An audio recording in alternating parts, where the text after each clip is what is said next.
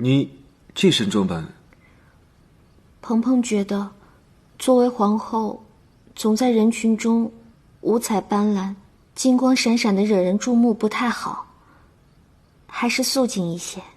皇后为何突然有了这等觉悟？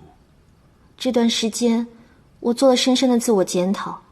我觉得我这个人个性张扬，爱玩，毛手毛脚，不太懂得顾全大局，实在是太不懂事儿了。这是病，得治。朕觉得，一个人想要改掉本性，是很难实现的。是啊，所以希望皇上能给我一个机会啊！人能了解到自己是最难的。我现在已经走出了认识自我的第一步，也就是说，我离改变自我的第二步不远了。朕知道，你能服软卖乖、低眉顺眼，是形势所迫。可，朕还是愿意听你说这些。说吧。可是为了御史案一事来求朕。是。还希望皇上从宽处理。给朕一个理由。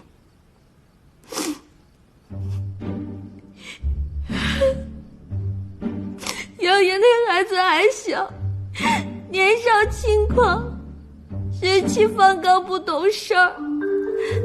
再说，他爹也老了，一辈子征战沙场，才换来我们的安稳。接着说。再说九王，鹏鹏平时确实与他多说了两句，但是绝对没有越轨的行为。鹏鹏对他更是没有任何非分之想。我知道皇上一直误会我们有一腿，你要知道我多委屈。好了好了，别哭了。我与赵王也是同病相怜，都是因为江氏。我常与他在一起治愈疗伤，想着有什么办法才能笼络爱人的心，他也不容易。现在江氏又，还有江氏又不能提，这又戳您的肺管子了。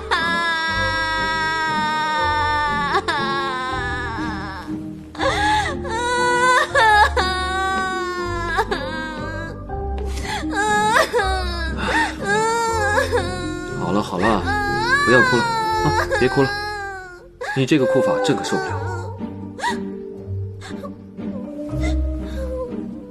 原本朕只是想给他们一个警告，更想让你明白，你应该依靠的是谁。那还用说吗？我早就想好了，我最应该依靠的就是皇上您呐。但愿你是真的这么想。等风波过去后，朕会从轻处置，你不要再哭了。皇上此话当真？君无戏言。皇上，您之前说过要得到我的心，我觉得只要您愿意，那些都不重要，我随时都可以。不管您是哪里不舒服，哪里不得劲儿了，随时来新手宫找我。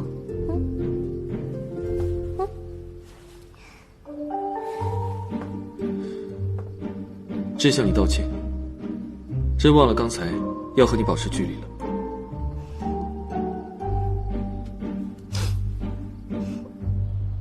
奉天承运，皇帝诏曰：张陵从军中开除，永不复用。杨玉削其爵位，夺其兵权。杨玉之子杨延收回其宅院2处。九王降为郡王，罚3年俸禄，钦此。谢皇上恩典。这就完了？那我呢？你觉得你还有什么能让朕罚的？你是有官职还是有爵位？你是有房产还是有田地？你是不罚我，可你这更加羞辱了我的人格，践踏了我的自尊，让我这辈子都……够了！这次的事情让朕给强压下来了。朕只愿你等今后严于律己，洁身自好。都下去吧。臣谢主隆恩。谢主隆恩。哎妈呀，鬼！鬼啊！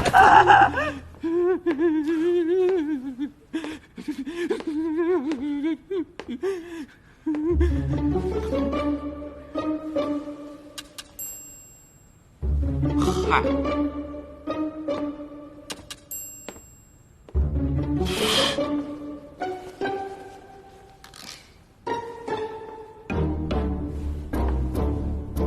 没想到娘娘的装束还真流行起来了。没办法呀，虽然过去了几日，风声依然很紧，只得伪装前来。先说正事吧。哎，两位辛苦了，先喝点水。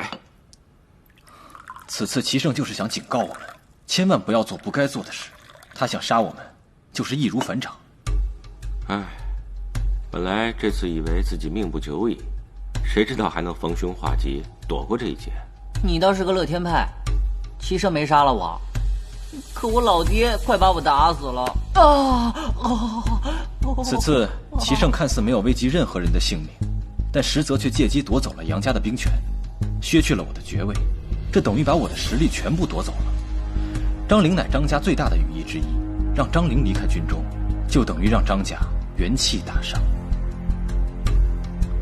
九弟啊，相比于杀头，这是最好的结果了。哼，我们九哥能这么想吗？九哥可是心比天高。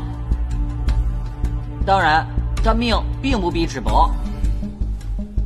我是想说，好了，齐胜他做了这么多，就是想告诉我们，我们的命都在他的手里。他想杀我们，随时可以杀，只是看心情。确实也是，自己的命运被别人玩弄于股掌之间，是挺难受的。为了日后能摆脱这种困境，我们定要处处小心，谨言慎行才是。杨将军，此次就委屈你和杨家上下。皇上，我们杨家一切的东西都是皇上给的，我那逆子杨延犯下了滔天的罪行，皇上却肯保全我们全家的性命，臣一时感激不尽。杨将军，快请起。皇上，臣有一事不明，不知当讲不当讲？杨将军是想问，朕为何不借机将他们一举拿下，是吗？皇上圣明，臣想，皇上是因为皇后娘娘吧？不过，它只是一方面原因。更重要的是，此时正值北漠兵变，更是到了用人之际，朕必须维稳朝局才行。皇上圣明。不过，臣有所疑虑。如果真到了用人之际，这赵王和九王也难以安置啊。这便是用人要疑，疑人要用的妙处所在。皇上如此年轻，却能高瞻远瞩，真是令臣佩服啊。